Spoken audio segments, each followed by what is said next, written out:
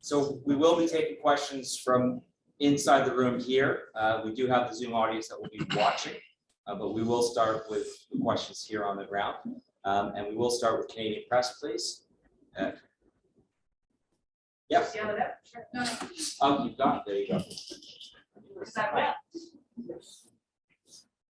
I know you guys might talk about the game, but we have to ask you about how the last week has been for you. You know, you're so excited to come back and join the team. What was it like to come back and join them and then have the country? No, I mean it felt good, you know, coming back to BC play for so many years and playing for my national team. I was excited. I'm excited. Happy to be out here playing with the team. I'm happy to score 2 goals and help the team win the game today. And yeah. Jason, media. Hey, I can hear you. What did it feel like to score again here at BC Place? Just 2 goals. Stadium, you made your debut and you got your start. What was it like to sort of come full circle? Yeah, it felt good. Coming back to the stadium for training, it was, all the memories came back to me. I was excited.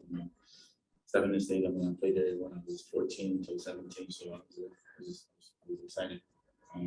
Scoring, just brought back all the memories from my last game with the Whitecaps, and I'm just grateful that I was able to score today.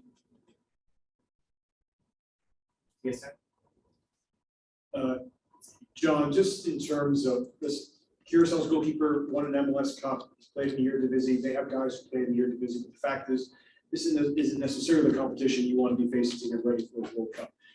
Did they provide no opportunities for you to be more creative? We saw Fonzie and Tejan swap wings against Panama. The interplay between Kyle and Jonathan, did it allow you to maybe try some things to experiment certain possibilities? Yeah, I mean, I think they're a good team, Curacao. Experienced players in CONCACAF. You get nothing given in CONCACAF. We've learned that for the last 20-odd games. You have to really get after the game. So I thought the lads starting were just dominant. They had a real intensity about their play. And we did try some different things. We've been training hard for the last couple of days and right at the beginning of the week to just bring a new level of intensity to our pressing and our sets. So just players can get ready for what's coming in Qatar. For now, it's about understanding where the gaps were. I thought there were some gaps in that second half. We've got to look at that. But that was a dominant performance, I think, from our lads. Really proud of them, given everything that's gone on the last few days, for them to come out with that sort of intent. Yeah, really impressed. And just very quickly, Alphonso, the speed on this team, especially in attack. You have seen some great teams and played against great teams with a lot of speed. Is that the dangerous element to this attack, the speed it has? Yeah, most definitely. The players we have on this team are very quick in attack and quick in the defense as well. So we try to use that as much as possible going forward and try to defend as well. So yeah, I mean, our wingers, obviously we're pretty quick and our fullbacks as well. So we just try to use our speed as much as possible, especially in attack. Far and then the back. Go ahead, Herdman. Hi, Alphonso. It's hard with David Hines back here. Good to see you. I was wondering, what did you maybe say to the 2 protesters in the second half? Looked like you were over there by the net. Was that a surprise? And what did you kind of say to those 2 people? I didn't say anything. I just looked and then I told the course I got to just leave them. But I guess he just wanted to play the game, so I didn't say anything to them. Toronto Star. Bruce Arthur from the Toronto Star. Alphonso, this is kind of a highlight of the week, but what were your thoughts of what happened previously in the week? Not just the cancelled friendly, but the cancelled training and the action that the entire team thought it was appropriate to take. Yeah, I mean, in a situation, we try to do it for the next generation of players coming through. We consulted with a representative, so it's in their hands now. Transfer market and then BBC, please. Yeah, I'm not really from Transfermarkt. Question to both of you. I spoke to someone at Bayern halftime, and they were really surprised about how you played tactically and how different it was from your positioning at Bayern, further up, more open it seems, and playing various positions. I guess my question really is, John, do you give him the freedom to play wherever he wants up front right now against opponents like that? And Fonzie, how different is it to play for Canada versus playing for Bayern?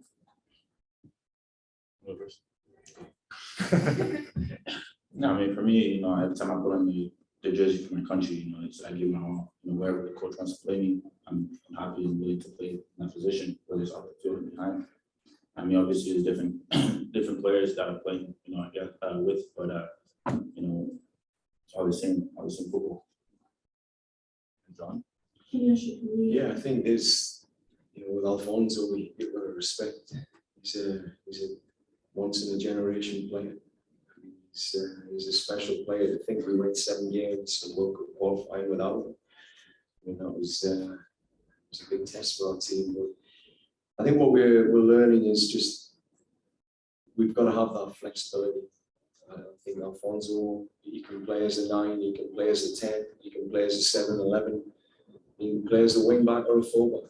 He's just got that ability. It's not just speed, it's not power, he's a very intelligent footballer, and a guy that, from what I've seen, is really committed to his craft. I mean, he's in my room last night, 11 o'clock at night, working through, getting ready for this game. I mean, this isn't a guy who just rocks up and you're telling him to go and do what he wants. He's a real top level professional.